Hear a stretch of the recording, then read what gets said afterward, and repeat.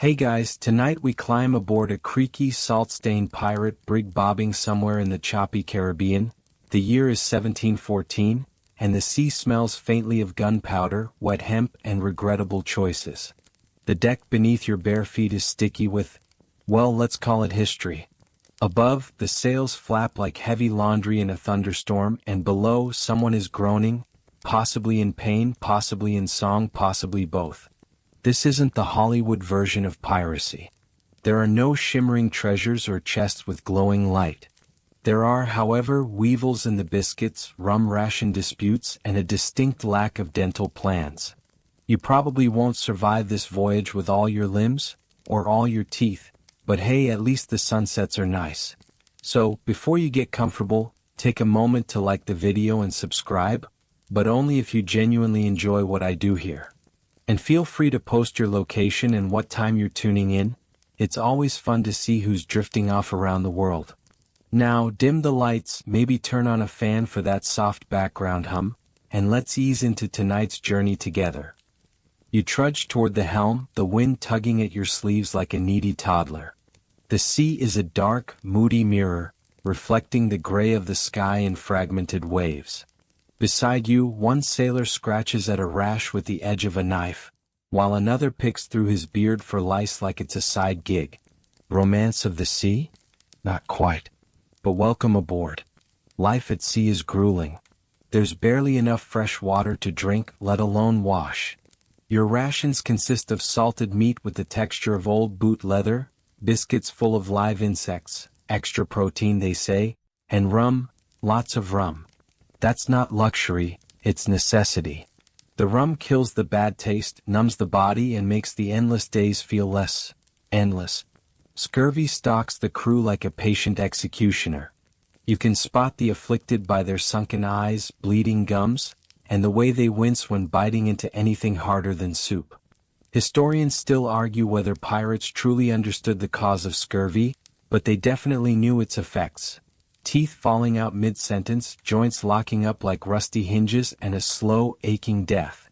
You glance over to the ship's cook, who's trying to mash together something vaguely edible.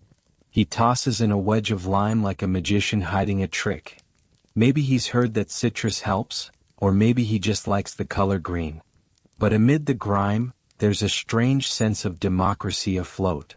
No matter your past, escaped convict, failed farmer, or disgraced nobleman, on this ship, you're judged by how well you pull a rope, swing a cutlass, or keep a secret.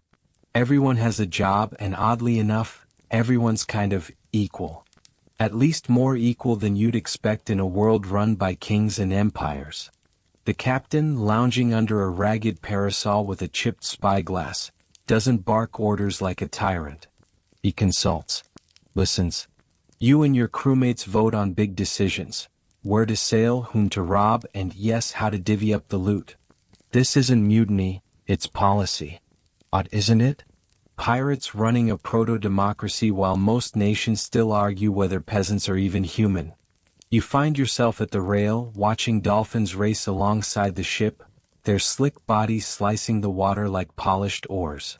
It's the one moment of peace. Until someone behind you yells, "Shark!" and everyone scrambles to get a look, because honestly it's more exciting than the weevils. Back below deck, someone's carving crude tattoos with a fishbone dipped in soot. Another plays a broken fiddle, its strings whining with more sorrow than melody. A third, old Pegleg Sam, is showing off his wooden limb and claiming he once got a gold coin for each inch of leg he lost. That might be an exaggeration, but you file it away. You'll hear more about that sort of thing later. A surprising number of pirates are missing something: fingers, toes, chunks of ear. But they're not cast aside. In fact, they're often respected, even admired. Scars are like resumes here, and missing body parts are proof you did the job. One crewmate passes by with a flask and a wink. "Insurance," he says. You don't quite get the joke yet, but you will. The storm clouds shift. Lightning forks across the horizon like a cracked window. A wave slaps the ship, sending a few loose barrels tumbling. Someone curses in Dutch, another in French. Language doesn't matter much out here.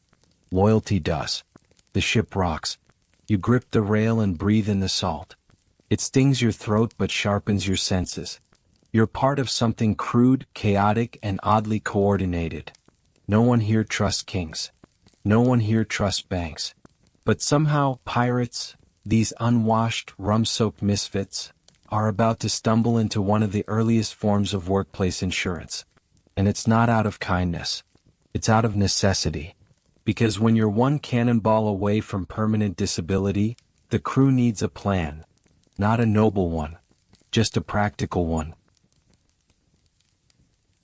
You're now elbow-deep in a barrel of stale flour, looking for something edible, an imaginary raisin, perhaps, or even just a chunk not completely overtaken by mold. As your fingers graze a soft, suspicious patch, a voice calls out behind you, "Time to review the code." The what? You follow the crew to the main deck where the quartermaster, more or less the pirate version of a middle manager, stands with a crumpled, sea-stained document.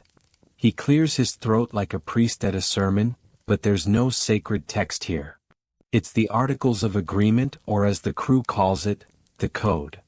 Not everyone knows this, but pirate ships operated under written rules. Real ones. These weren't random lists scribbled in blood. They were drafted, discussed, voted on, democracy with a side of grog. Each ship had its own code, a contract of conduct that covered everything. Division of plunder, daily duties, punishments for theft, quiet hours, yes really, and what happens when you lose an arm. This wasn't just for show. The rules were binding. If you broke them, the punishment ranged from forfeiting your share of treasure to being marooned on an island with a pistol and one shot, also known as good luck, buddy. But what strikes you most is the clause about injuries. Right there, nestled between the bit about no gambling during battle and how much rum everyone gets, is a line about compensation for wounds. For example, "He that shall lose a right arm shall have 600 pieces of 8. His left arm, 500. Wait, what? This wasn't some fairy tale. Famous pirate captains like Bartholomew Roberts and Edward Lowe included compensation tables in their ship articles. Real money for real injuries, and often the amount depended on which part you lost. Lose a hand? Maybe 100 silver pieces. Lose both legs? That might get you retirement, at least from boarding parties. Historians still argue whether these articles were enforced consistently, but enough evidence remains to suggest the system worked more often than not. It was crude, but it was functional. And more surprisingly, it was respected. You look around the deck and see how it all fits. This floating anarchy isn't as lawless as outsiders think. In fact, it's tightly organized, partly out of fairness but mostly out of sheer survival instinct. Because if you're sailing into a cannon fight with the chance of being dismembered, you're going to want a little assurance. A promise that if you come back with fewer limbs, you'll at least have enough coins to buy rum and a hammock to die in. The quartermaster continues reading. "No striking one another on board, but every man's quarrel shall be ended on shore at sword and pistol." A chuckle runs through the crew. Pirates were allowed to fight, but not on the ship. You had to schedule your duel. Kind of like HR-approved sword therapy. Another clause. "He that shall desert the ship or his quarters in time of battle shall be punished with death or marooning." Fair enough. But back to the injury payments. You realize this was more than generosity. It was insurance. Plain and simple. Not in name but in spirit. A shared risk system funded by loot, backed by the Brotherhood, and administered without the need for paperwork or waiting on hold. Of course, this wasn't always altruistic. A wounded pirate was a liability. If someone couldn't fight or haul ropes, they drained resources. So paying them off was as much a way to care for them as it was to ease them out of the way, gently, financially. Still, the impact is hard to ignore. Pirates didn't just invent chaos at sea, they stumbled into labor compensation centuries before many modern nations. You imagine a one-legged man propped near the mast, counting his silver with a mix of pride and pain. No regrets. Just a strong wind, a stronger drink, and a guarantee he won't be begging when the next port appears on the horizon. Someone taps you on the shoulder. It's Sam again, the peg-legged guy. He's limping toward you with a grin and a pouch full of coins. Left leg below the knee, he says proudly. Got 420 pieces of 8. Bought me this peg, a parrot, and 2 weeks at a brothel in Havana. You don't ask how long ago that was. But you do wonder how pirates calculated injury values. Was it based on severity? On sympathy? Or just on how much loot they had lying around that week? Historians still debate it. Some believe amounts were fixed in the articles. Others think compensation was decided case by case, depending on the crew's mood or the injured party's popularity. You also hear stories of crewmates who faked injuries to cash in. One supposedly sliced off a finger mid-storm just to claim a few coins. If true, that's either clever or completely unhinged. Maybe both. But the point stands. In this strange, smelly world where chaos ruled and survival wasn't guaranteed past breakfast, pirates created order. Rules. Agreements. Compensation for loss. Not because they were saints, but because they needed each other. And now, as the sun dips low and the ship creaks with the weight of 100 untold stories, you begin to see the truth. This isn't just piracy.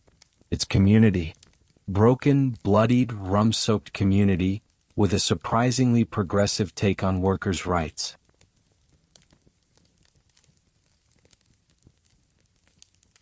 The sea today is calm, eerily so. You lean against the railing, watching the glassy water ripple under the keel, when you hear the thump of a crutch hitting the deck. It's not Sam this time. It's a different sailor. No peg, just a rough-hewn walking stick and a missing left hand, replaced by a bent iron hook. He nods at you. Got paid more for this than I ever earned in 3 years back on land. You blink. He chuckles. 300 pieces of 8. All honest. You start to realize something. Injury among pirates wasn't just common, it was expected. You live long enough at sea, you lose something. A finger, a toe, an eye. And if you're lucky, the ship takes care of you.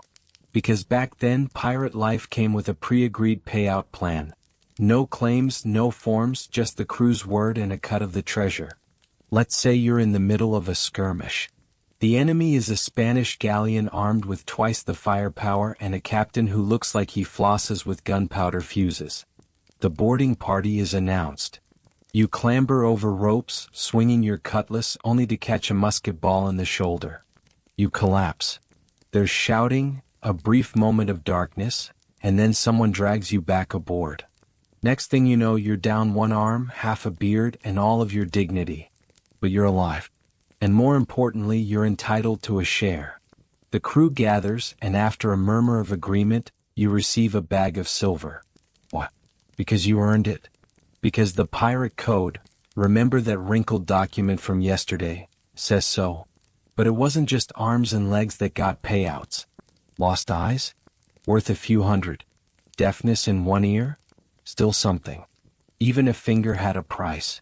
In a twisted way, it turned the pirate body into a kind of investment portfolio. Lose your dominant hand? High risk, high reward. Lose a toe? Modest return but manageable. Historians still argue whether all ships followed the same tables or if each crew just made up their own version depending on the booty available and the mood of the quartermaster. Some articles were generous, offering 5, 6, even 700 pieces of 8 for a limb. Others were less so, a handful of coins and maybe a pat on the back if you were lucky. One record from Captain George Lowther's ship mentions a sailor who lost his right leg in battle and received 800 pieces of 8 plus a slave. Don't worry, we won't unpack the slave part now. It's a grim historical reality best saved for another night, and a very different tone. There was even some strategic math at play. A left arm wasn't valued the same as a right one, since most sailors were right-handed. The first one was worth more than the second. Once you're blind, there's not much more to lose. Twisted. It's crude. But it's a system. And it worked better than you'd think. Back on land in the 1700s, if you lost an arm in a factory, you were lucky to keep your job sweeping sawdust. There were no protections, no benefits, no rights. But here at sea, among the most feared outlaws of the day, you had a plan. A payout. A promise. You look around and start to see it everywhere. That man with the burn-scarred neck? Paid after a cannon misfire. The woman disguised as a man, yes they existed, who took a dagger to the thigh. Paid, patched, and promoted. Of course, the system wasn't perfect. Payment depended on the crew's honesty, the available treasure, and your popularity. Some pirates, it said, faked injuries or exaggerated them to secure bigger payouts. One infamous sailor, known only as Lazy Jack, allegedly stabbed himself in the foot to avoid combat and claimed 3 weeks of rum and hammock rest. Whether true or not, it became part of ship folklore, passed down like bedtime stories, only with more blood and fewer morals. You pass the surgeon's quarters again. Inside, the smell of rum and iron is thick. Tools are laid out in grim precision. Saws, clamps, thick needles. No anesthesia, just a swig of spirits and a friend to hold you down. Still, pirates lined up when needed. Because the surgery might be rough, but the payout meant you could live. Maybe not comfortably, but with dignity. Another sailor once said, "On land you lose a leg and they pity you. Out here you lose a leg and they pay you." Strange, isn't it? The so-called villains of the sea building a better benefits package than most governments. Modern economists have looked back and scratched their heads. Why would violent criminals implement something so structured, even humane? The answer lies in the math of survival. A pirate crew needed every able body. When one fell, the others had to pull harder, climb faster, fight better. The cost of an injured sailor was felt by all. So it made sense, shared risk, shared reward. Workplace insurance in its rawest form. And it was honor-bound. No courts. No bureaucracy. Just an agreement, passed around in smoky candlelight, maybe signed with an X and sealed with a toast of grog. You sit now near the gunwale, counting stars above a silent sea. Somewhere below deck, the crew is still awake, arguing, snoring, telling tales of lost fingers and lucky escapes. The air smells of brine and tobacco. The ship rocks gently. You realize you're floating in one of the strangest paradoxes history has to offer. Criminals who understood the value of care. Men and women who stole, looted, and fought, but who still took care of their own. Because if you lost a leg in battle, they didn't just say, "Too bad." They said, "Here's your share." You wake with the slow, sleepy jolt of the ship rolling beneath you. The air smells like damp rope and spilled rum, standard morning bouquet aboard a pirate vessel. Around you, hammocks sway, sailors grunt, and somewhere nearby someone is quietly weeping. Could be a hangover. Could be homesickness. Could be both. Above deck, the sky is a splotchy gray. Rain threatens but never commits, and the sails flap like giant, impatient birds. You shuffle toward the main mast where a few pirates have gathered around a dice game. The stakes? Salt pork, a belt buckle, and half a bottle of something questionably flammable. But today's lesson in seafaring life doesn't come from gambling. It comes from brotherhood. You see, for all the chaos, betrayal, and borderline madness, pirate crews were remarkably tight-knit. Not just out of choice but out of design. The sea didn't care about your background. It cared about whether you could climb rigging during a storm or load a cannon while being shot at. Which is why pirates, more than most other sailors of the era, looked after one another. This wasn't about softness. It was about survival. If someone lost a leg, you didn't just pity them. You shared your rations. You fixed their hammock. You helped them find new work aboard the ship. Maybe as a cook, a lookout, or even a storyteller. Every body had value. Even if the parts were missing. Historians still debate whether this solidarity was rooted in ideology or necessity. Was it proto-anarchism? A rebellion against aristocratic cruelty? Or just a practical way to stay alive longer than a week? Probably all three. But what's clear is that pirates created an ecosystem of support that ran deeper than many royal navies. In most naval fleets, officers got the best food, cleanest clothes, and safest tasks. Regular sailors? Disposable. If you lost a hand? Too bad. If you got sick? Overboard with you. If you asked for pay? Prepare to wait. And die waiting. But aboard a pirate ship? You voted on decisions. You got an equal share. And if you were injured in service of the crew, you were compensated. And not just in coins. In care. Let's say old Toothless Jim, who ironically still has 3 teeth, falls ill. He's not battle ready. He can't stand watch. But rather than toss him to the sharks, the crew assigns him a new task, minding the powder kegs and organizing stolen silver. Is he happy about it? Probably not. But is he alive and fed? Yes. And that's the point. It's not just about losing limbs or collecting coin. It's about redistribution of risk.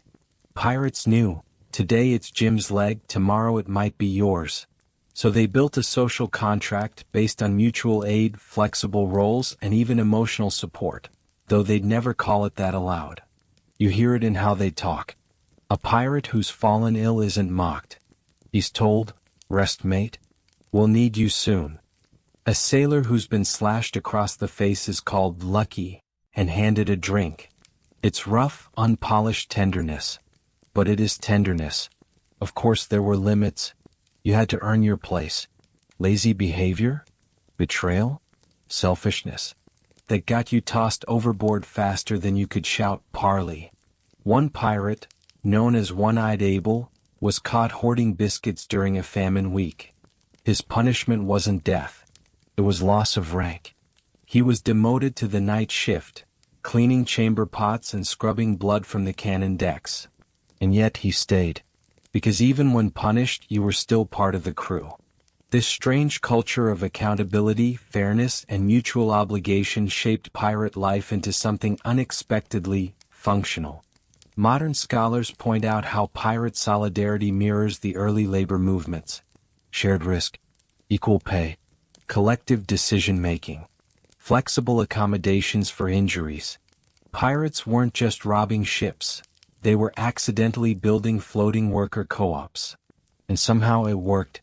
You pause at the forecastle where 2 sailors, both with bandaged arms, are playing a quiet game of cards. They nod at you. One grins and says, "We both lost a bit of something last month. But the crew took care of us." Then he gestures to a small chest by his feet. "That's ours. Bought with payout shares. We're starting a new life in Nassau once we've saved enough." A new life. Funded by community compensation. You almost smile.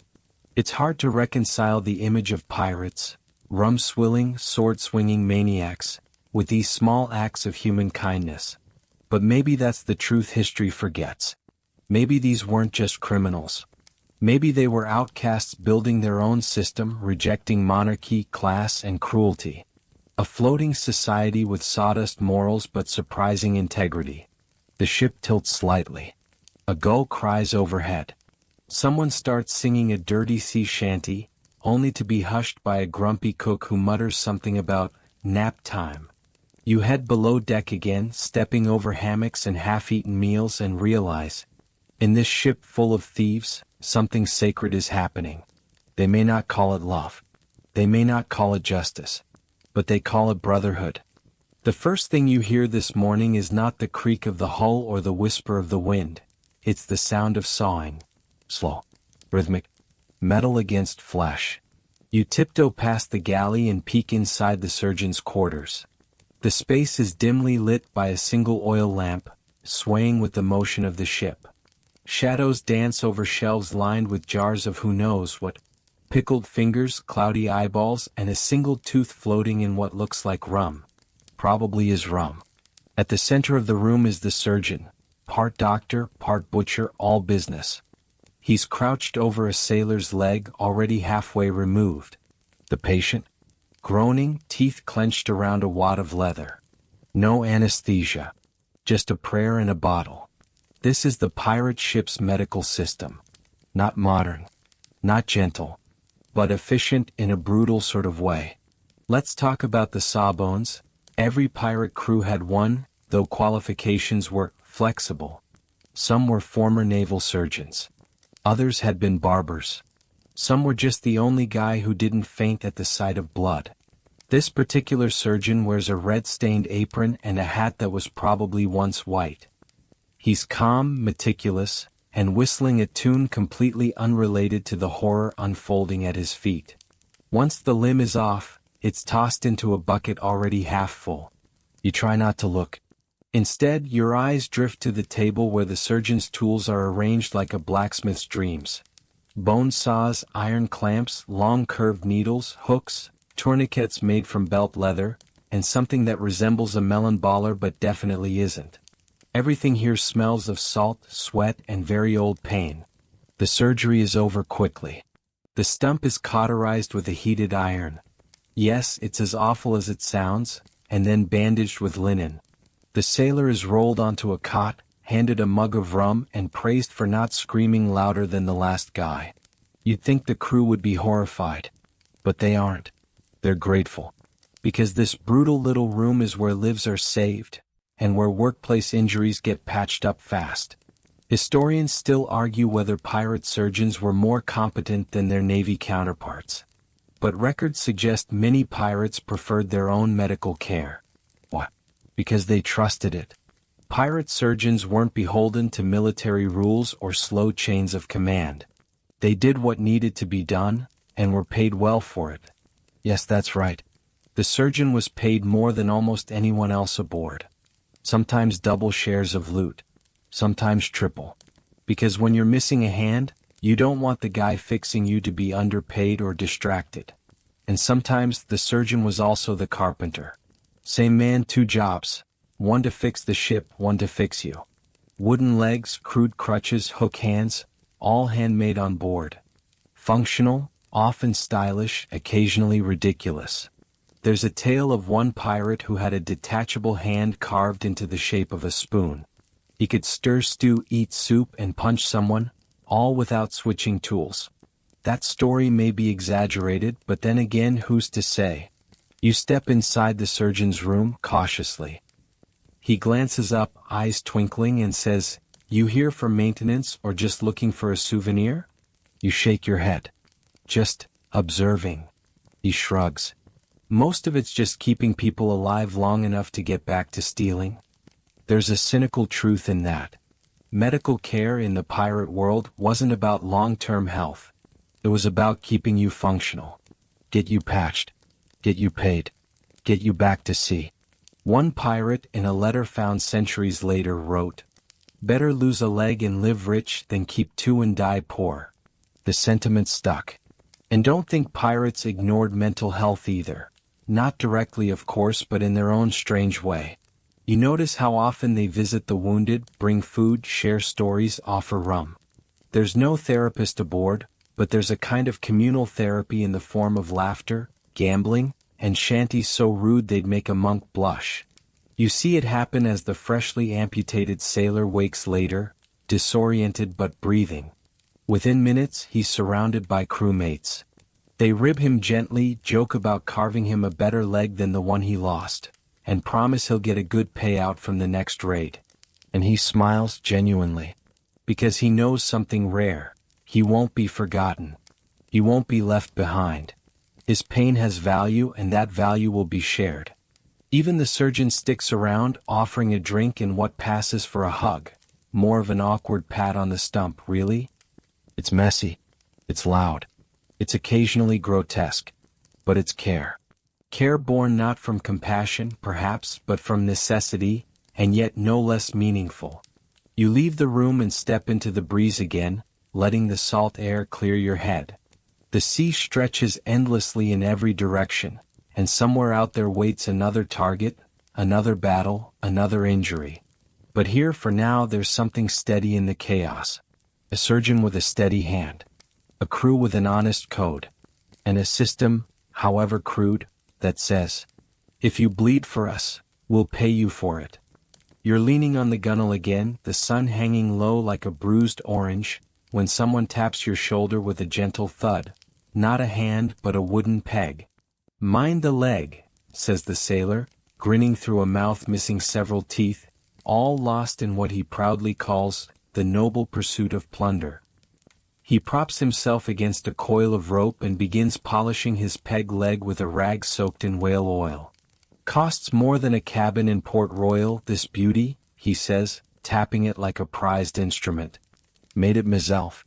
Got me 400 pieces of 8 when I lost the real one. You sit beside him. The deck rocks beneath you. And suddenly, you're deep in a conversation about pirate pensions, or at least the closest thing to one that the 18th century offered. Here's the thing. Pirates didn't have savings accounts or state-run welfare systems. There were no banks eager to help you manage your doubloons, no cozy retirement homes on the Spanish Main. What they did have, though, was a payout system built straight into their code. Lose a leg in battle? You'd be compensated. The amount might vary. Some codes promised 400 coins, others up to 800 depending on which leg, how far up the thigh it was severed, and just how much the crew liked you. Historians still debate whether these payouts were actually given in full. Some argue the promise was more symbolic than real, motivating sailors with hope. Others believe the crews took it seriously, seeing the payments not as charity but as earned debt. What's certain is this: there was intent. Pirates expected danger, so they made plans for injury. And unlike most governments of the time, they didn't discriminate. It didn't matter if you were Blackbeard's cousin or just joined last week. If you lost something while fighting for the crew paid up. And yes, they really did value body parts like items on a menu. A right arm was worth more than a left. 2 eyes? Probably got you a full share for life. A lost finger? Partial payout, but good luck arguing it was your best finger. You ask the peg-legged sailor how his payment worked. Simple, he says. We took the prize, Spanish ship full of silk and silver, and before any shares were handed out, the crew set aside mine. No arguments. Even got me a cask of rum thrown in. You raise an eyebrow. He smirks. That was for being charming. This wasn't generosity. It was solidarity. The payout was a contract.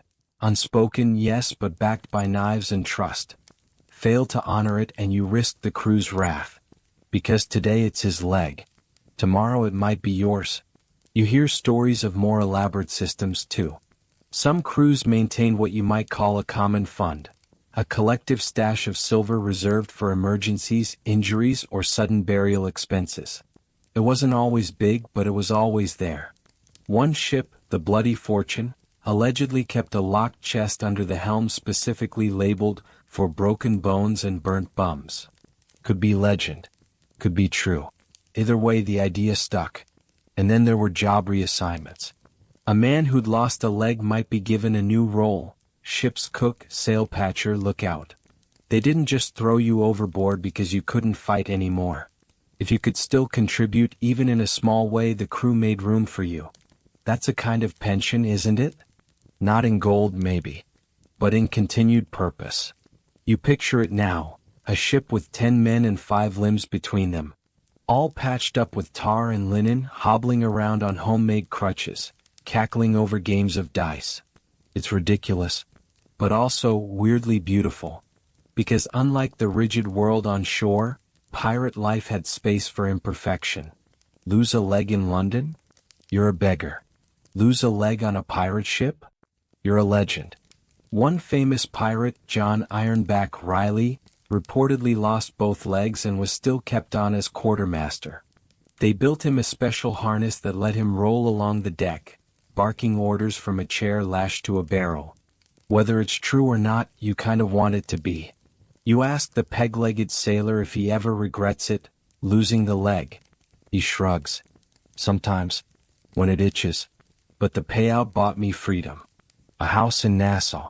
A parrot. 3 ex-wives. You smile. Then, more quietly, he says, "Truth is that silver told me I mattered. Even broken, I was valued." You sit with that for a moment. Because in the modern world, we still struggle with that. How to value labor, how to support the wounded, how to say, you gave something. You deserve something back. Pirates figured that out, at least in their own scruffy, grog-scented way. The sky turns pink. The wind shifts. Somewhere below deck you hear the slow beat of a drum, someone practicing, someone remembering.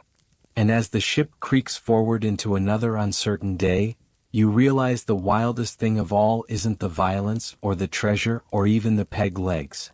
It's this. In a world built on theft, pirates still paid their debts, to each other. You're in the hold now, dim, warm, and dense with the scent of rum-soaked wood and damp hemp. Crates are stacked everywhere, sugar, tobacco, bolts of silk, and, most curious of all, a little chest half hidden behind a barrel labeled Captain's Reserve. It's unassuming. No gold spilling out, no glowing aura. Just a wooden box with a simple brass latch and a note scrawled in charcoal, "Don't touch." For the injured. You ask a nearby sailor what it is. "That," he says, chewing slowly on a twig that might have once been licorice. "That's the fund. Every crew's got one, or they should." He leans in, lowering his voice like he's telling you where the buried treasure isn't. "We call it the parity purse. When someone gets messed up bad, we dip into that before we start slicing the plunder. It's a kind of emergency fund, coins put aside from previous raids to cover surprise losses. It's not written into every code, but many crews agreed to it verbally, or kept it hidden in plain sight like this chest. Historians still argue how formal these funds really were. Some think they were consistent, enforced like a shipboard tax. Others believe it was more like superstition, a just-in-case pool that only the quartermaster truly understood. But what you now realize is this. Pirates didn't only plan for their own losses, they planned for everyone's. Let's say there's a boarding gone wrong. 3 men get injured. One loses a thumb, another gets blinded by a splinter, and the last slips and breaks a hip, a humiliating but very real hazard. Before anyone counts shares or gets excited over bolts of velvet or cases of sherry, the crew agrees to pay the wounded first. And if they can't pay in coin, they do it in kind: extra rum, extra rest, better hammock space, first pick of shore leave. Compensation wasn't always shiny. Sometimes it was practical. One journal from 1723 describes a pirate named Reuben Two-Toes Griggs who, after losing most of his left foot in a cannon misfire, was promised a strong mule, 5 silken sashes, and 6 nights with the finest company in Havana. Not a bad deal, considering the alternative was death, or a life of begging in some coastal alley. You overhear 2 pirates arguing nearby. One insists that he deserves double compensation because he lost 2 fingers and part of his beard in the same encounter. The other laughs and says, "The beard don't count unless it bleeds, mate." It's ridiculous, but the argument matters. It means the system matters. Even here in the belly of a lawless ship, you start to notice other quirks. One man who limps badly is called Silver. Not for treasure, but because the crew voted to give him an extra slice of every prize until he could afford a better crutch. Another has a burned arm wrapped in silk, an unspoken gift from his crewmates who scavenged the fabric after a raid just for him. And then there's the guy who everyone calls lucky, not because he is but because he isn't. He's lost a toe, an ear, and half a finger, and yet every time the crew has taken care of him. Slowly, bit by bit, they've kept him afloat, financially, physically, emotionally. It's like watching a strange, salty version of Social Security play out in real time. You ask the quartermaster if this ever gets abused. If pirates fake injuries or exaggerate wounds to get better payouts. He nods. Sure. Sometimes. But it's hard to fake missing parts. And if someone lies, well, the crew handles it. What happens? He smiles without smiling. Usually nothing pleasant. There's an edge to pirate justice, ruthless but efficient. If you cheat the crew can make you disappear. But if you're honest, if you bleed in the name of the cause, if you sacrifice even a pinky toe to keep the ship alive, they'll make sure you're looked after. And this wasn't all reactive. Some pirates took it further, preemptive care. Before going into battle, the crew would often discuss compensation arrangements. Agree on the injury values, clarify who gets what, and confirm that the parity purse was topped up. One captain, said to be especially fond of systemizing everything, would even draw body diagrams and write values next to each part. Ear equals 20 coins. Thumb equals 80. Knee equals negotiable. That might sound absurd, but when you're sailing into death, it's comforting to know someone's thinking about the aftermath. Even if they're doing it with charcoal and a bar napkin. You sit back, eyes adjusting to the hold's flickering lanterns, and it dawns on you that this is pirate insurance. Not just as an idea but as a ritual. One built on shared peril, pooled resources and rough humor. And unlike most insurance plans today, it comes with warm meals, nightly singing and, if you're lucky, a parrot that doesn't bite. You rise and move toward the stairs, ducking under a beam carved with the names of fallen crewmates. Some have tally marks beside them. Some have hearts. It's crude, but it's honest, because pirates didn't write sympathy cards. They didn't offer thoughts and prayers. They offered silver. They offered space. They offered a seat at the table, even with a missing leg. You're up on deck again, arms draped over the railing, letting the ocean breeze cool your face. A gull shrieks above and somewhere aft, a sailor is singing a lullaby that sounds suspiciously like it ends in a threat. You barely notice. Because today you're boarding a different kind of ship. It's not wild. It's not violent. It's oddly neat. You're on the deck of Stede Bonnet's ship, the Revenge. Yes, that's Stede Bonnet. The infamous gentleman pirate. A man who wore a powdered wig in battle. A man who, historians still debate this, once paused a raid to properly butter his scones. Stede Bonnet is what happens when midlife crisis meets maritime crime.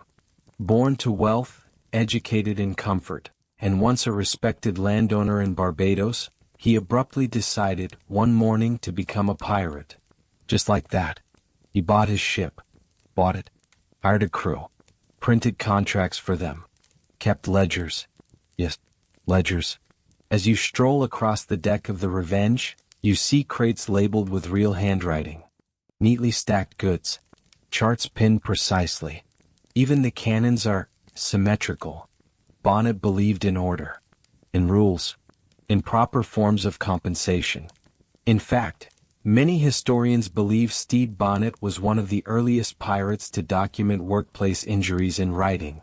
His quartermaster, more accountant than enforcer, kept meticulous records of everything. Rations, spoils, crew rosters, and injuries. One worn ledger, preserved in a Caribbean archive, lists not just who lost what limb, but how much they were paid. There are entries like April 2nd, Henry W., severe burn, right forearm, compensated 180 PCS. April 8th, Thomas C., partial toe loss, port side fall, 60 PCS. April 10th, Simon B., chest wound from musket, survived. 200 PCS and a bottle of Madeira. Was this common? Not exactly. But it shows that some pirate ships, not just Bonnets, were taking their injury policy seriously enough to track. And Bonnet? He even hired a clerk. Not a fighter. Not a navigator. Just a man with neat handwriting who could write entries like, paid out 3 shares to Pegleg Jim for loss of left knee. Surgery successful. Peg installed. Peg painted. That last part may be a joke. Or it may not. On Bonnet's ship, even replacement limbs got flair. You sit in on one of his infamous crew briefings. He reads aloud from a printed copy of the articles. The wording is stilted. The ink smudged. But everyone listens. And when he gets to the injury clause, yes, of course there is one, it's read with solemnity. You hear murmurs of approval. One man raises a hand to clarify whether partial blindness counts for full payout. Another asks if emotional trauma counts. The quartermaster coughs. Everyone laughs. But the question hangs. Because even aboard this dandy vessel, even under a man who once asked whether red or navy blue was more intimidating, the reality of injury is ever present. Muskets don't care about your breeding. Cannons don't ask for your resume. What Stede Bonnet's ship shows you is that compensation could be formalized. could be written, tracked, distributed. Not just shouted over grog or whispered in blood-soaked whispers, but recorded. Historians still argue whether Bonnet's influence extended to other ships. Some say his eccentric ways were mocked. Others believe his meticulous tracking inspired captains to treat injuries more systematically. Maybe even encouraged some navies to take notes. And speaking of navies, yes, Bonnet eventually allied himself with Blackbeard. A pairing that went about as well as you'd expect. Chaos met etiquette. Mayhem met monogrammed socks. But for a brief time, the gentleman pirate brought order to the unordered. And in doing so, helped legitimize the idea that pirates weren't just cutthroats, they were workers. Workers who bled and deserved recompense. The ledger system didn't last, of course. Bonnet was eventually captured, tried, and hanged. His record scattered. His name remembered more for his frilly jackets than his accidental contributions to maritime labor policy. But as you walk past the painted peg legs, the labeled crates, the crew comparing payouts like co-workers comparing dental plans, you realize something. Bonnet tried. Tried to bring logic to madness. Tried to codify care. Tried to make sure that if a man lost a finger, he didn't also lose his dignity. And that matters. You leave the Revenge and return to your own ship, where things are a little messier, a little louder, a lot smellier. But the heart's the same. Because now you understand. Behind every bloodstain is a story. Behind every stump is a signed agreement. Behind every pirate's swagger is a policy. You wake to shouting. Not angry, not panicked. More like debating. Loudly. You climb the ladder to the main deck, rubbing sleep from your eyes. The crew is huddled around the mainmast, gesturing wildly, waving tankards, and laughing too hard for a group that's supposed to be arguing. Turns out it's time for a vote. You shuffle closer, still unsure what's happening, when a tall man with a torn sash points at a burly crewmate and hollers, "He wants double pay for a splinter." "In the eye," the other man bellows. "It was in my eye." And just like that, you're thrust into the oddly structured world of pirate justice. Specifically, how crews decided what was fair, who got paid, and who was just whining for extra grog. Because even among scoundrels, mutual aid had its limits. In most societies of the 18th century, justice was something imposed from above. A king's word. A judge's gavel. A nobleman's whim. But not here. On a pirate ship, justice was lateral. Horizontal. Voted on. That meant when someone lost a limb, got wounded, or even just claimed to be hurt, the crew had to decide, together, what to do about it. Sometimes it was simple. A man returned from battle missing an arm? Easy. Payout and a free bottle. But other times? It got murky. You hear tales of men who milked injuries. Like a pirate called Cricket, who limped dramatically for weeks after a fall, only to be caught sprinting toward a floating barrel of rum. He was promptly demoted to powder monkey and had to haul cannonballs until his limp became real. So the crew took precautions. They created systems, not just for payouts but for evaluating claims. A quartermaster might inspect a wound. A surgeon might be called to testify. Then the rest? They'd vote. It's crude, but also strangely transparent. You watch as today's crew discusses the splinter in the eye incident. The injured man demonstrates how deeply it went. The surgeon confirms it did, in fact, draw blood. The bosun claims he once had a worse one and got nothing but an insult. And then a show of hands. Majority rules. The man is awarded 15 pieces of 8, and someone promises to carve him an eye patch just for show. He takes it with a grin and bows dramatically. "Justice," he cries, and the crew erupts in cheers. You laugh. Not just because it's funny, but because it's functional. Historians still argue whether pirate voting systems were universally applied or ship-specific. Some ships were strict, legalistic. Others made it up as they went. But the core principle held true. Everyone had a voice. Even those injured, even those being judged, had a say. The idea of mutual consent wasn't radical here, it was normal. and it extended beyond injury. When deciding where to sail next, which ship to target, or what to do with a disobedient crewmate, the entire ship gathered to cast votes. Captains could be overruled. Quartermasters could be fired. This wasn't a monarchy, it was a floating commune with swords. You learn of a case where a man was denied his payout, not because the injury wasn't real, but because he'd abandoned post during a fight. That violated the pirate code, and the vote was swift. No pay, no sympathy. Justice was earned. And when betrayal was involved, mercy was in short supply. But when a man had fought, bled, and stayed loyal, they always paid. One sailor tells you about a crewmate who lost both hands during a raid. They could have left him at the next port. Instead, the crew voted not only to compensate him fully, but to build him a custom rig with hooks so he could tie ropes with his elbows. He never spilled a knot again, the man chuckles. Another tells the story of a young boy who was hit by falling rigging in a storm. He wasn't even a fighter, just a cook's assistant. But the crew still voted to give him 2 shares and make him an honorary powder mate when he healed. These decisions weren't always logical, but they were human. And if someone faked their need, you hear about those too. One man painted bruises on his arm to feign injury.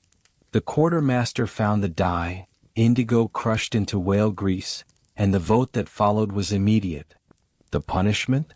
No shares for 2 months, plus galley duty. And every meal had to be served with an apology.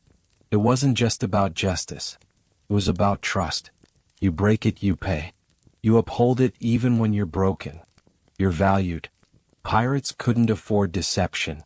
Their lives depended on each other. So the rules weren't just laws, they were lifelines. You sit back and watch as another vote begins, this time about whether the ship should detour to a small island for fresh coconuts and very charming parrots. It passes unanimously. And as ridiculous as it seems, you realize something profound. Even in lawlessness, these men built accountability. Even in violence, they created governance. Even in a world where danger floated on every wave, they chose mutual protection over personal gain. So when someone says pirates were just brutes, remind them that these so-called criminals held regular votes, paid the wounded fairly, and debated the ethics of splinters. You wake to shouting. Not angry, not panicked, more like debating. Loudly. You climb the ladder to the main deck, rubbing sleep from your eyes.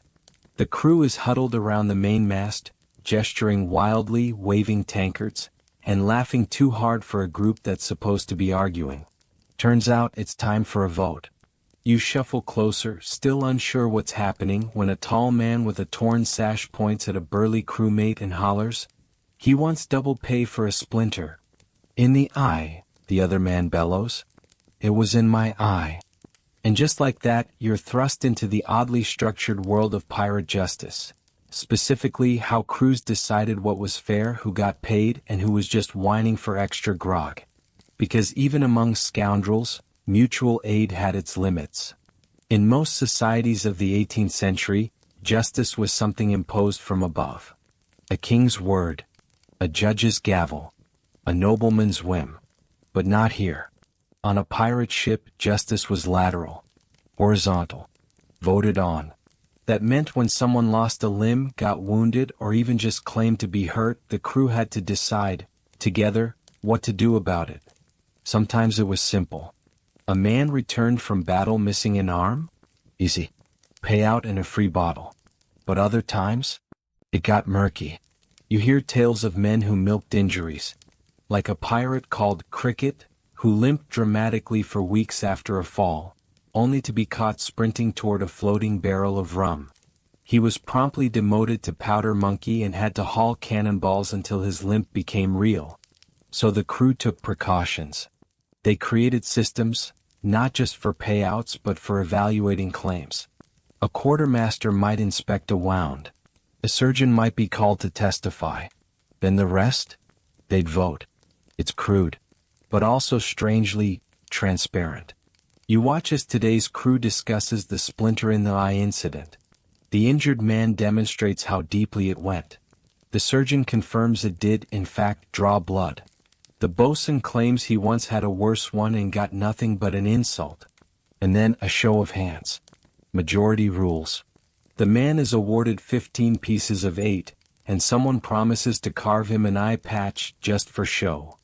He takes it with a grin and bows dramatically. "Justice!" he cries, and the crew erupts in cheers. You laugh. Not just because it's funny, but because it's functional. Historians still argue whether pirate voting systems were universally applied or ship-specific. Some ships were strict, legalistic. Others made it up as they went. But the core principle held true. Everyone had a voice.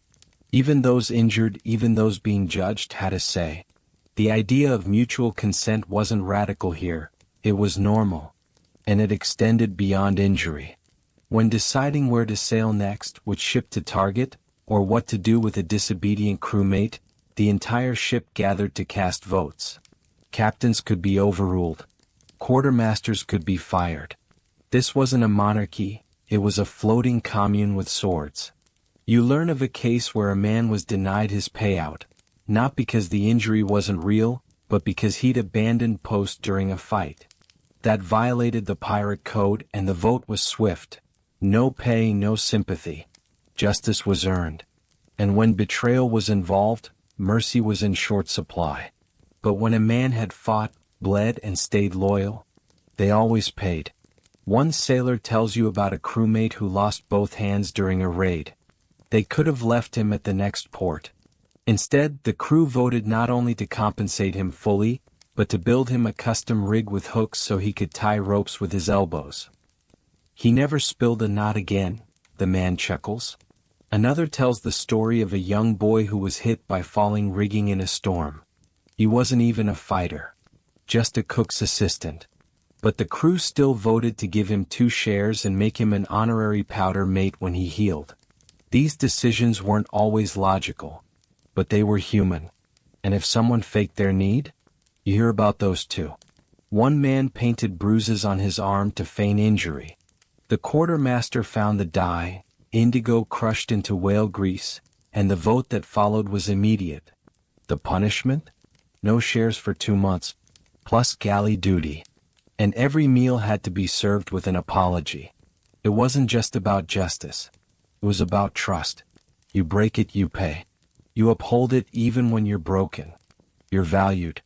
Pirates couldn't afford deception. Their lives depended on each other. So the rules weren't just laws, they were lifelines. You sit back and watch as another vote begins, this time about whether the ship should detour to a small island for fresh coconuts and very charming parrots. It passes unanimously. And as ridiculous as it seems, you realize something profound. Even in lawlessness, these men built accountability. Even in violence, they created governance. Even in a world where danger floated on every wave, they chose mutual protection over personal gain. So when someone says pirates were just brutes, remind them that these so-called criminals held regular votes, paid the wounded fairly, and debated the ethics of splinters. The sea is restless today, low, huffing winds and waves that slap the hull like an impatient toddler. You grip the rigging as the ship rolls under your feet, and for the first time in days, you feel something strange among the crew: tension. It isn't the usual pre-battle excitement or grumbling over salted pork. It's a silence in the air. You glance around. Faces are tight. Conversations are short. No one's singing. Something has gone wrong. You make your way aft and spot the quartermaster pacing. His hands are behind his back, fists clenched. You catch snatches of a conversation. Promised him half shares, but he wasn't even on the boarding team. He says he lost an eye, but no one saw it happen. And now the payout chest is light. A dispute. The darker side of pirate insurance. Because for every honest wound, there's someone trying to stretch the system. And today it seems the crew is dealing with one of those gray areas. You learn that one of the gunners, let's call him Mulligan, claims to have been injured during the last raid. He's wrapped in bandages, wearing a dramatic eye patch, and has been muttering about dizziness and seeing ghosts. but no one remembers him being hit. And worse, someone else needed a payout for a real injury, and now there aren't enough coins in the injury purse to cover both. This is the downside of mutual aid. Limited resources, unlimited possibilities for drama. Historians still debate how pirate crews handled these moments. Some say they deferred to the quartermaster. Others believe crews voted even in these high-stakes moments. What's clear is this: when trust was broken, the fallout rippled. You join the crew as they gather around Mulligan. The mood is sour. The tension brittle. Everyone knows this moment could tip the balance of the entire ship's unity. Mulligan insists he was injured. Says he took a splinter to the eye while reloading a cannon. But no one saw it. The surgeon finds no evidence of trauma. The bandage is clean. Suspiciously so. A low murmur begins. Someone says, "I bled for this ship." Another mutters, "He sat below deck the whole time." And then from the back of the group, an older pirate named Jasper speaks. He walks with a limp and has a voice like creaking rope. "We built this system so no one would be left behind," he says. "But when someone lies, we all pay for it. You feel it in the air. This is a reckoning." They vote. And the decision? Mulligan gets nothing. But they don't toss him overboard. Instead, he's assigned to latrine duty for a month.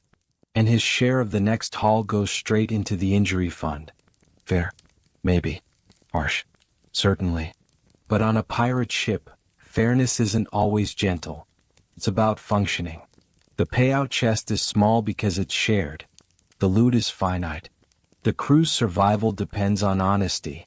So while the system is generous, it's also fragile. It's not just injuries that cause friction. Sometimes it's favoritism. A well-liked sailor gets more coins for a minor cut, while a loner is told to walk it off. Even among pirates, bias slips in. You overhear one sailor say, "Lucky he's got friends. If I lost a toe, they'd give me a pat on the back and a crust of bread." It's human, and it's messy. And yet, compared to the world on land, still better. Because here the process is transparent. You see the decisions being made. You have a voice. You're not waiting 6 months for a royal pension clerk to lose your paperwork. You're not limping into a churchyard to beg. Here you fight for your payout. And sometimes you win. Sometimes you don't. But the system remains. You learn that after every dispute, the crew holds a parley. A kind of post-mortem to review the process and adjust the rules. This ship, like any pirate vessel, isn't static. It evolves. If the fund is too low, they add a mandatory contribution from every prize. If disputes get ugly, they appoint a rotating wound witness, someone whose job is literally to observe injuries during combat. A weird job, but strangely practical. One pirate jokes, "We should start issuing receipts for lost fingers." Another replies, "Only if we get signatures from the finger." Laughter breaks the tension. And that's how they recover. Because pirate justice is harsh but also resilient. It bends. It learns. It forgives but never forgets. You sit beside Jasper later that evening, watching the sun bleed into the sea. "We don't always get it right," he says. "But we try. And that's more than most kings can say." You nod. Because it's true. In a world with no laws but the ones they write themselves, pirates manage to uphold something many governments can't. A promise. And sure, sometimes it gets messy. Sometimes it gets personal. Sometimes it gets splintered. But it works. Because pirates knew the sea could take your eye, your hand, your hope. And the only thing standing between you and despair was a system built on shared risk. Not perfect. But, by the candlelight of mutiny and gunpowder, surprisingly just. Night has fallen, and the stars spill across the sky like powdered sugar shaken by a careless god. The deck creaks underfoot as you wander aft, trying to digest both your meal and your thoughts. The air is still, the sails slack. Even the sea seems to be holding its breath. A perfect time, apparently, for storytelling. You settle beside a circle of pirates clustered around a dim lantern. One has a fiddle, Another is whittling a spoon out of driftwood and an old salt. His face is lined as a map, begins with the words every sailor knows. Dead men tell no tales, but sometimes they leave ledgers. Everyone leans in. Because tonight's tale is about those pirates who didn't live to cash out, and how their benefits were still handled. It begins with a raid, blood, thunder, and torn sails. One pirate, known as Silas the Soft, an ironic name, he was about as soft as a cannonball, took a cutlass across the gut. He bled out before the surgeon could uncork his rum. Sad. Yes. But what followed is the point. The crew, having survived the fight, gathered to decide Silas's share. He died in service after all. Shouldn't he be paid? You learn that many pirate crews made posthumous payments. Shares for the dead were either buried with the body, usually not, or sent to family, assuming the pirate had any and assuming they weren't enemies. More commonly, that money went to shipmates who depended on the fallen. Cabin boys, wounded assistants, lovers. Historians still argue whether this was policy or just sentiment. But the records, such as they are, suggest a pattern. When a pirate died in action, his portion was honored. It might be used to care for someone he protected, or to buy rum and host a night in his name, or, in Silas's case, to fund the next wounded man's peg leg. It's morbid, but also touching. The storyteller grins. Now, not every tale's so noble. And he shares another. A pirate named Gulliver Jones, dead from a misfired pistol, had stashed his loot in a private locker. The crew found it. Read his will, a rum-stained note pinned to a sock, and then voted to ignore it completely. Why? Because the will said nothing about the crew. Only about a girl named Nellie and a chicken named Roger. So the payout? Went to the common fund. Roger got a biscuit. Everyone else got closure. You laugh with the others, but deep down you're amazed again by the moral gymnastics of pirate life. There are rules, sure, but they flex. You hear about compensation disputes that turned ugly. One case involved two pirates both claiming they lost the same ear in the same explosion. The surgeon couldn't verify whose it was. There was only one ear found, and it had a tattoo neither man recognized. The solution? A coin toss. The loser got half pay and a replacement tattoo. Another tale involves a man who tried to claim injury after sleeping through the battle. He was found curled in a barrel, clutching a chicken, possibly Roger's cousin. The crew voted, no payout but free breakfast for a week. Even justice came with breakfast, apparently. You realize something else. Pirate justice wasn't just about rules, it was about memory. The crew remembered who had been brave, who had been lazy, who had dragged a wounded mate across the deck under cannon fire. These memories shaped decisions, more than charts, more than laws. And in a strange way, those memories were the law. The fiddle player starts a tune, soft lilting, almost sorrowful. A man hums along quietly. His face is hidden by a scarf, but his voice cracks on the high notes. Someone whispers, he lost a son. In a skirmish near Tortuga. Paid the boy's share to the boy's mother. Every coin. The music goes on. You look at the crew, not as thugs or villains but as a floating memory machine carrying stories, scars, debts. And when someone dies, the story doesn't end. It enters the code, the legend, the compensation records. It's rough, yes, but it's recognition. Back on land, you could die in a mill and no one would remember your name. But here, you die on the deck and they carve your initials into the mast. They pour a little rum. They argue about what you're worth. And if you're lucky, they pay your price. Because the pirate system, messy, crude, full of contradictions, cares.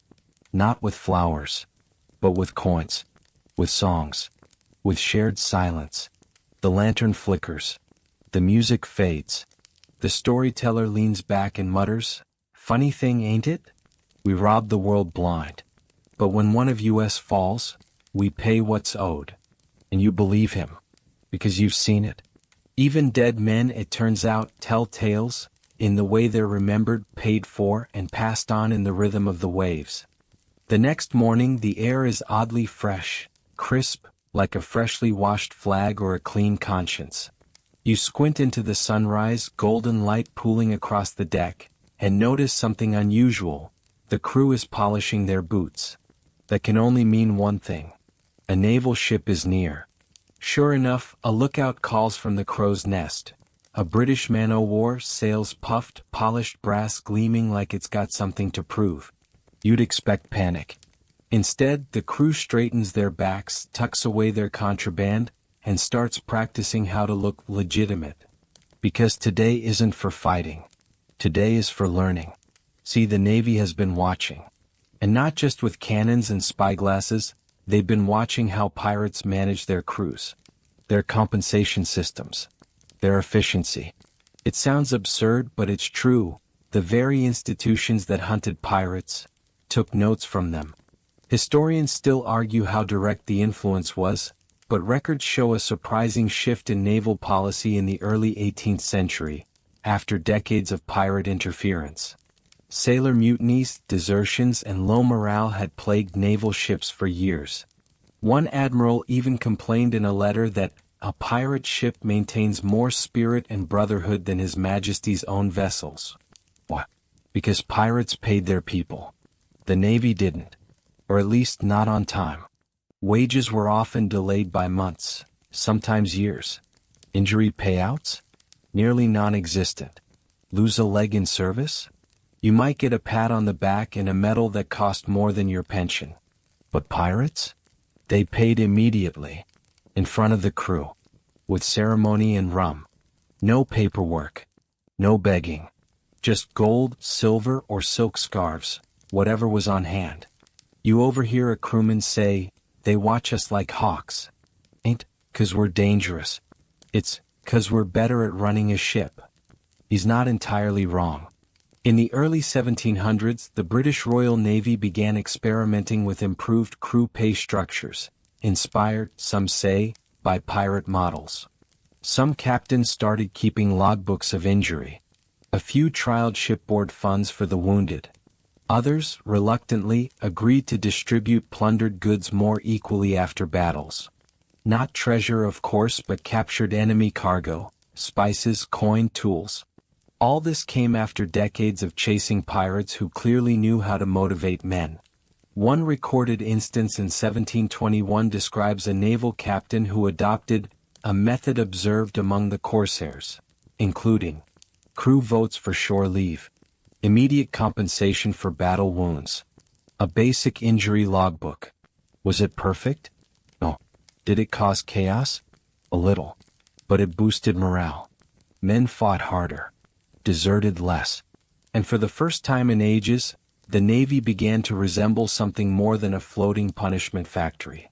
You watch as the naval ship passes, not close enough to board but close enough to trade glares. Your captain raises a bottle in mock salute. Someone beneath you mutters, "Thieves in uniform." And maybe that's the twist. Because while the world painted pirates as villains, some parts of the system, the smart parts, couldn't help but imitate them. Even today, echoes remain. Modern workplace insurance? Union protections? Compensation boards? All of them trace in spirit to ideas pirates lived by. Fight together, get paid together. Get hurt on the job, receive support. No loyalty without accountability. You glance around your ship, the patched sails, the bruised men, the shared laughter over a bruised shin or a bloodied knuckle, and you see the roots of reform. Not from kings. Not from ministers. But from those the crown called outlaws. Back then this made the Navy nervous. A sailor who served under a pirate and then returned to proper service might spread dangerous ideas like fairness, wage equality, medical support. So the British response was twofold. Punish pirates harder. Make examples of them. Gibbets and gallows galore. Steal their ideas silently. And so, slowly, subtly, change began to trickle into the systems of empire. Not loudly. Not kindly. But deliberately. Because if the pirates could keep men loyal with shared spoils, maybe the Navy could try a little sugar with the stick too. You lean against the mast and wonder if Silas the Soft or Peg-Leg Jim ever imagined they'd be accidental revolutionaries. Probably not. They just wanted fair pay, a warm drink, a good hammock, and someone to say, "You matter," even if you're missing a few pieces. The naval ship disappears over the horizon. Your crew starts bickering about coconuts again. And you smile. Because deep below the deck, in a locked box, a handful of silver coins wait for the next man who falls. And maybe, just maybe, the world was watching all along. You've grown used to the sway of the ship now. The rhythm of ropes creaking, sails flapping, the sea sloshing gently against the hull. It's all become part of your internal clock. And yet, today feels different. Not because of a storm. Not because of a raid. But because someone just handed you a contract. Well, pirate version of a contract. Ink smudged. Terms scribbled in 3 different handwritings. One clause written upside down. But it's all there. And what does it say? That if you lose a hand you get 300 coins. That if you break a leg you get your rum doubled until it heals. That if you go blind, someone will read you the tavern menus when you retire in Tortuga. You blink. Because now you're seeing it clearly, this is insurance. Not just reactive support. Not just sympathy coins and bandage stumps. But actual policy. A framework. Not called insurance, of course. That word wouldn't appear in any pirate's mouth without confusion or mockery. But the structure is there. It's mutual risk pooling, it's predefined payouts, it's shared responsibility. It's the system you live inside every time a crewmate gets injured and the crew doesn't blink. They pay. You remember when a man fell from the rigging last week. Broke his collarbone. Couldn't lift a barrel now if his life depended on it. Before he even hit the floor, 2 men were already shouting, "Make sure he gets his share." That instinct? That's built. It's trained into them, not by lectures, not by law, but by culture. Historians still puzzle over this. Was this behavior innate to pirate societies, or something they carried from earlier lives? Some of these men were former sailors, merchants, escaped slaves, farmers. Maybe they'd seen exploitation and decided never again. Or maybe, just maybe, the danger of the job demanded humanity. It's easy to overlook how dangerous this work was. The sea alone could kill you 6 different ways before breakfast. Add in musket balls, rigging accidents, drunken duels, spoiled food, and that one guy who insists on lighting his pipe too close to the powder room. And suddenly injury is inevitable. So they prepared. Every crew had its own spin, but some themes repeated. Pre-approved payout charts, eyeballs equals high value, toes equals negotiable. Rotating injury assessors, to prevent favoritism. Backup roles for those who could no longer fight. On one ship you hear there was even a hammock tax. Each man donated a coin a week into the injury fund. Come payout time? That coin might save your life, or at least buy you enough bandages and brandy to forget what just happened to your leg. One pirate named Flintlock Fred even proposed injury bonuses, extra pay for particularly heroic wounds.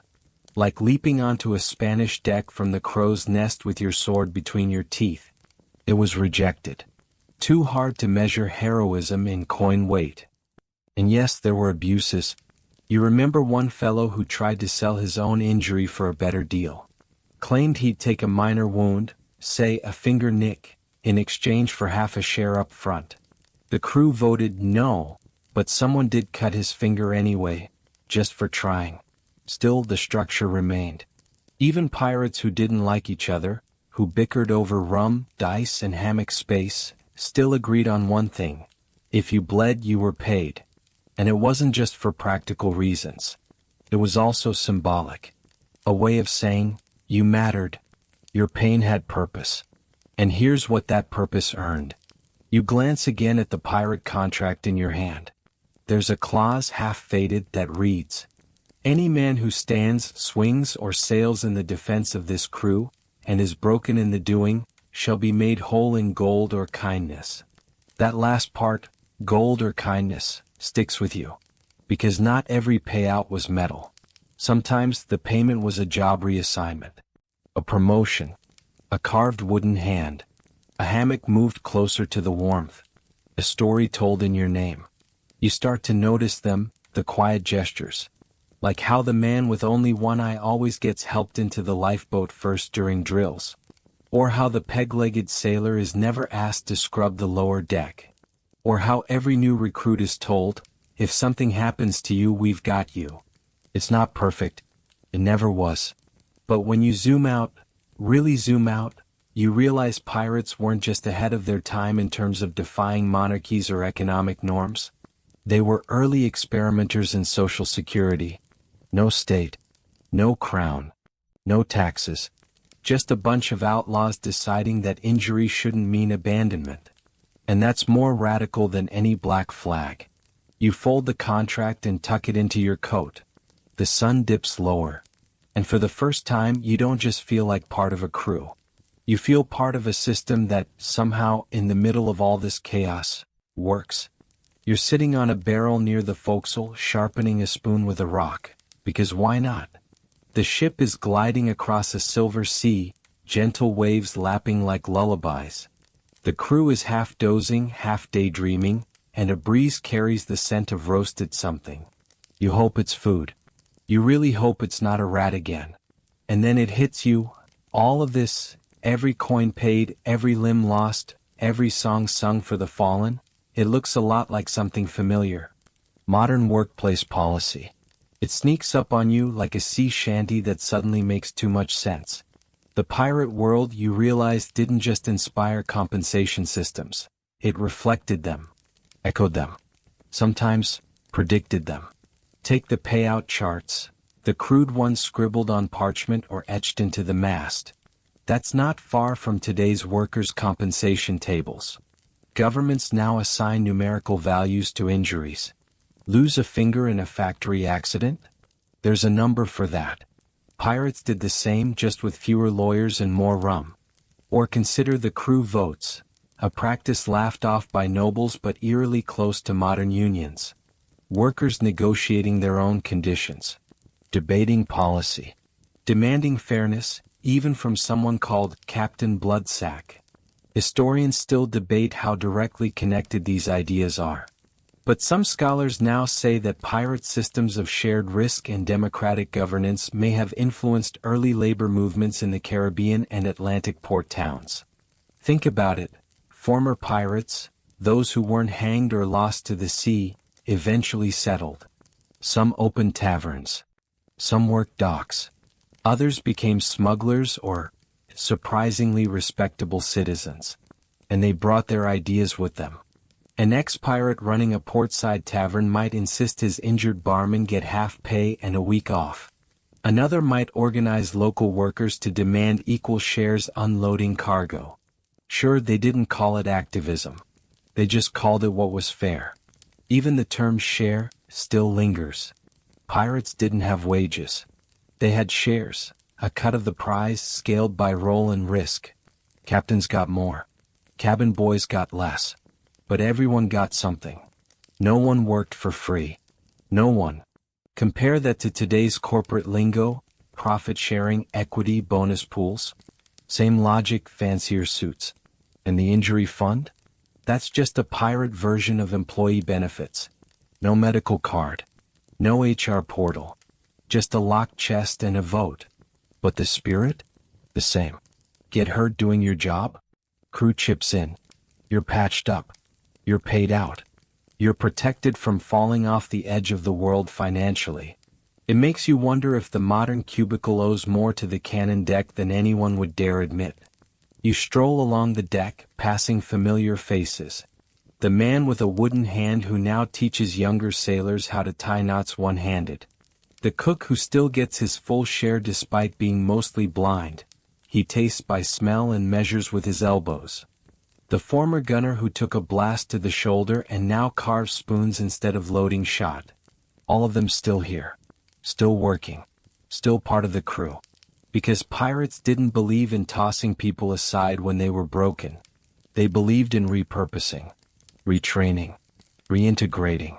Today we call that accommodation, disability inclusion, return to work programs. Back then it was just, you've got one leg now? Great, let's build you a better stool. And you realize, pirates didn't just invent insurance. They invented the attitude behind it. A belief that people are worth keeping.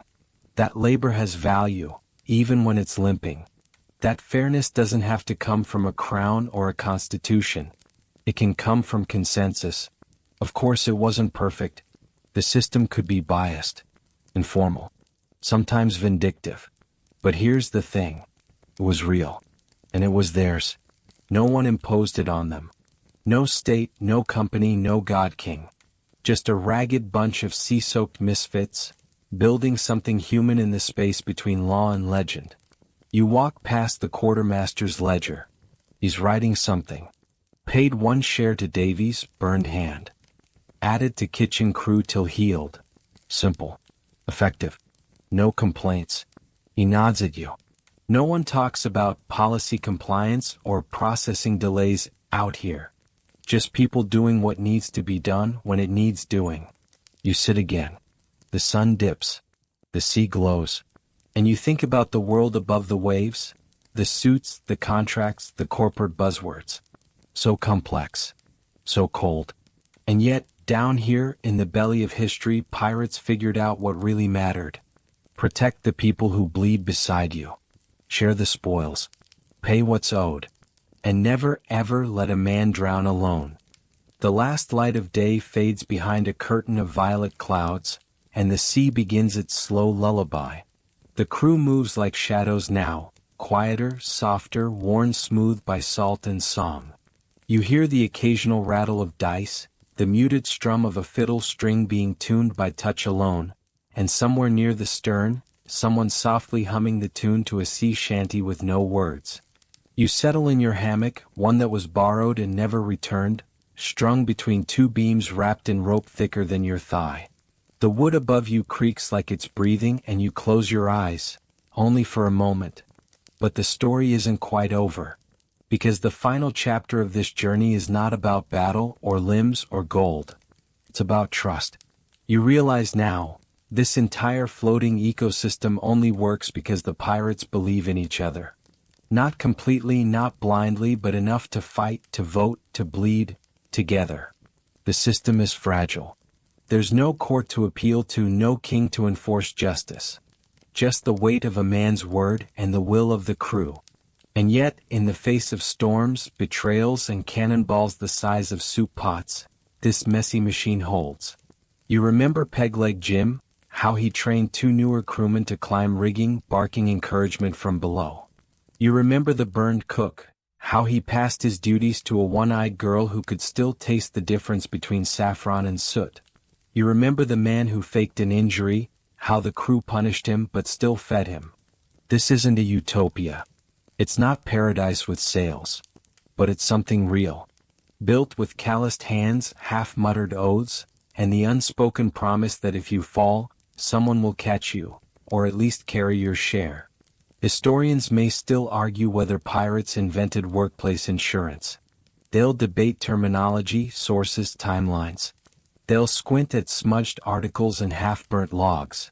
That's their job. But you've seen it, lived it, felt it beneath your feet. Pirates didn't need a word for insurance. They lived the principle. Not because they were saints, but because the sea doesn't care if you're a duke or a devil. When you're out here, floating on a coffin with sails, you need each other. That's why they paid for missing hands. That's why they took care of the blind. That's why, even when a man couldn't swing a sword anymore, he still had a place on deck. Because in this small, creaky world of shifting loyalties and soaked boots, they knew the secret. A crew is only as strong as how it treats its weakest member. You breathe in the damp night air. It smells like old rope, fried plantains, and the distant scent of salt-scrubbed wood. The quartermaster passes by one last time, nods at you and tosses a blanket onto your chest. "No one freezes on my ship," he says, already walking away. You smile into the dark. Because somehow, between plunder and punishment, rum and rebellion, These pirates created something lasting, a legacy not of loot but of loyalty. And now, let it all fade. Let the lanterns dim. Let the sea carry you to that place beyond wind and wave, where no injury is unpaid, where no scar is ignored, where even broken men are whole in the eyes of those who sailed beside them. Wind down, 300 words. Now the ship drifts quieter. The waves hush against the hull in long, slow sighs, like the sea itself is falling asleep. The wind, once biting and sharp, now brushes past like a whispered lullaby. Even the sails seem to hang a little heavier, tired like everyone else. Above you the stars glow faint and kind, scattered across the sky like scattered silver coins, enough to buy a dream or two perhaps. You listen to the creaking wood, the breath of the sea, the faint rhythmic snores of a crew who've seen too much and still chose to care. You let your shoulders sink. Let your limbs grow heavy. Let the salt of the day fade from your skin. This isn't just the story of pirates and their silver-stained promises. It's the story of people who dared to build something decent in a world that gave them nothing. People who understood that even outlaws can offer dignity. Even thieves can choose fairness. Even the stormiest seas can hold a system worth sailing in. So rest now. The night is long and gentle. Your crew is near. Your coin is earned.